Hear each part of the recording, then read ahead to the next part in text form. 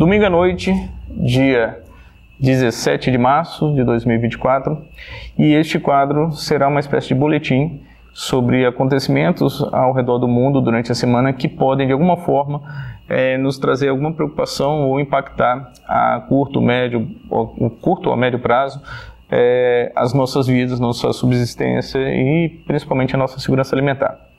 Bem, primeiro passo, guerra na Ucrânia. Na verdade, nas últimas semanas a gente tem visto a Ucrânia atacando diversas instalações civis, como refinarias,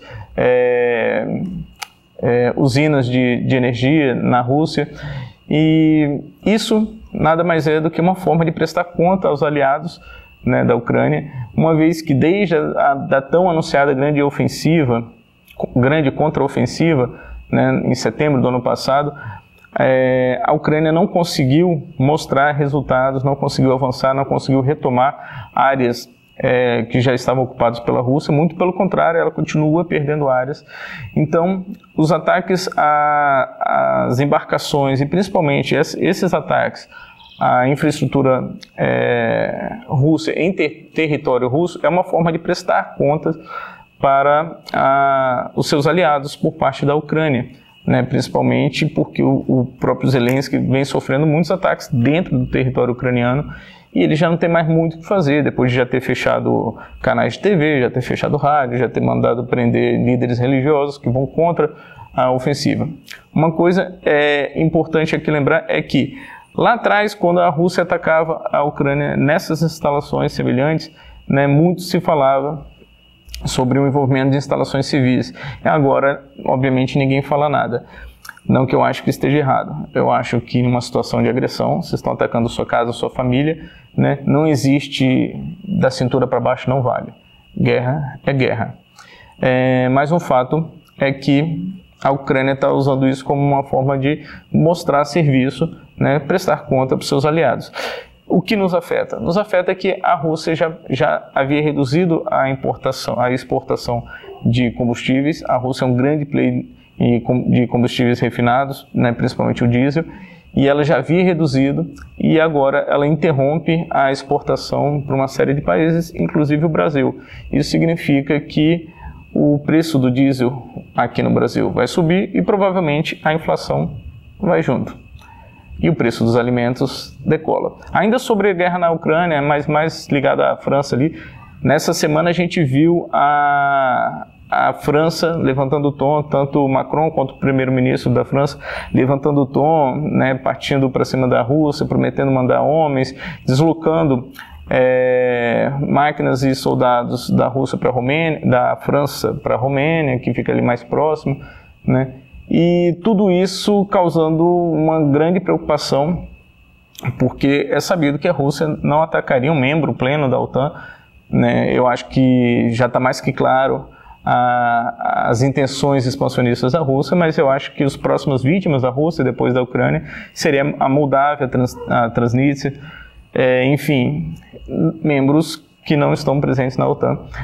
E o que acontece é que se a França, né, envia homens, por exemplo, para a Ucrânia, ainda que na retaguarda, e a Rússia encara isso como uma declaração de guerra, uma vez que soldados franceses estariam lutando contra a Rússia, e poderia ser assim, obviamente interpretado dessa forma, a França seria capaz de arrastar o mundo para uma terceira guerra mundial. É quase ali o que falta para isso acontecer. Mas o fato é que os outros grandes líderes da OTAN, nem a Itália, nem a Alemanha, nem Reino Unido e nem os Estados Unidos, estão de acordo com a França. Nenhum deles se manifestou a favor da França, nenhum falou nada. Aliás, pelo contrário, o primeiro-ministro alemão se posicionou dizendo que a Alemanha não enviará homens para a Ucrânia, assim como também não enviará o seu míssil de cruzeiro Taurus. Estados Unidos. Nos Estados Unidos, uma coisa que tem preocupado bastante, principalmente preparadores pelo lado de lá, eu tenho visto nas revistas e nos canais correlatos, são os grandes incêndios, principalmente na Flórida, Califórnia e no norte do Texas. Grandes incêndios fora de controle. né, no norte do Texas, os maiores incêndios nos últimos 40 anos. Isso deve afetar a cadeia produtiva por lá, porque o norte do Texas é grande produtor de milho, de soja também e de pecuária. Ainda nos Estados Unidos, o diretor do FBI disse no Congresso, né, quando interpelado no Congresso essa semana, que a abertura das fronteiras, né, nos Estados Unidos tem causado grande preocupação, sobretudo pela entrada de membros do ISIS, do Estado Islâmico, tanto da Síria quanto do Iraque, que estão conseguindo acesso aos Estados Unidos e documentação para permanecer com muita facilidade. Ainda lá, e ainda sobre fronteiras, os democratas, de forma unânime, votaram, né, na verdade não conseguiram ainda, mas votaram contra uma maior investigação sobre o censo que aponta o número de imigrantes que estão entrando de forma ilegal nos Estados Unidos. Isso por quê? Porque esses imigrantes, no cálculo geral, aumentam o número de votos por delegados para a eleição presidencial. Então, supostamente, esse número de imigrantes, ainda que não vote, mas contabilize no censo, aumenta o número de votos por delegado, então favoreceria os democratas. E por fim, né, a Agência de Segurança Cibernética e Infraestrutura dos Estados Unidos foi hackeada. É isso aí, teve vários de seus sistemas prejudicados. Poderiam muito bem pedir ajuda ao nosso TSE, né? Afinal de contas, se a agência de segurança cibernética mais segura dos Estados Unidos foi hackeada.